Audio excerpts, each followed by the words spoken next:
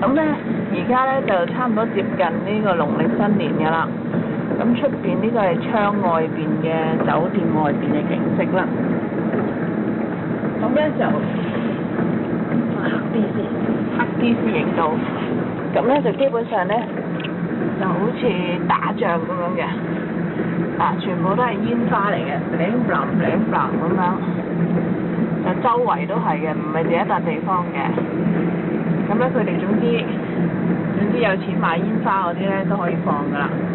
咁成個地方咧，好似你睇到以為啲台上啲閃光燈咁樣啦，咁其實唔係嘅，其實咧個個都喺度放煙花嚟嚇，呢度一堆啦，係啦，呢度又一堆啦，咁有啲好大個㗎啦，係啦，有啲好大個嘅，咁呢啲有啲細個啲啦，咁好似點辦咁樣啦。咁我唔知你收唔收到或者你哋聽唔聽到啦。咁但係我哋呢度咧，就呢啲叫新力聲嘅，好大聲嘅。呢啲嘭咧，你就覺得好似空襲咁打緊仗咁樣啦。咁咧而家差唔多接近12點，唔知係咪已經12點我都唔知啦。咁所以咧就仲冷得犀利。咁一路飄過嚟啦，飄到過嚟呢邊係太光啦，哎呀！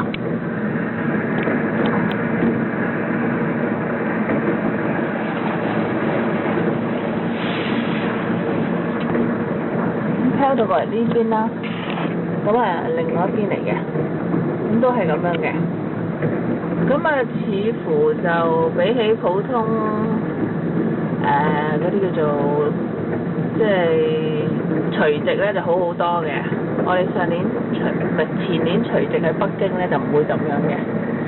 咁啦，可想而知佢哋對呢個農曆新年就緊要啲啦。直情咧唔知做咩啦，好似。我希望你哋會聽到嗰啲聲啦，因為真係實在係好震撼啊！完全唔知做乜嘢。咁大朗啱啱打電話過嚟啦，因為我哋今日分開2間房，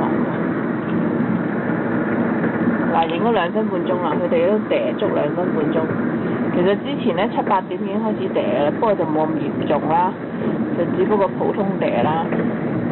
咁我確實係唔知嗌唔嗌大姐好嘅，咁嗌大姐嘈醒咗又唔好意思啦，咁唔嗌佢咧，你又好似 miss 咗啲嘢喎，因為太誇張啦嘛，係咪先？即係成個城市都喺度炸緊咁樣，即係啲人實在太有錢咯。你諗下啲煙花好貴㗎嘛，你平時都係呢個30分鐘㗎啫嘛，而家周圍都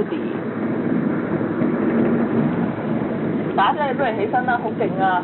炸到咧成個城市炸緊啊！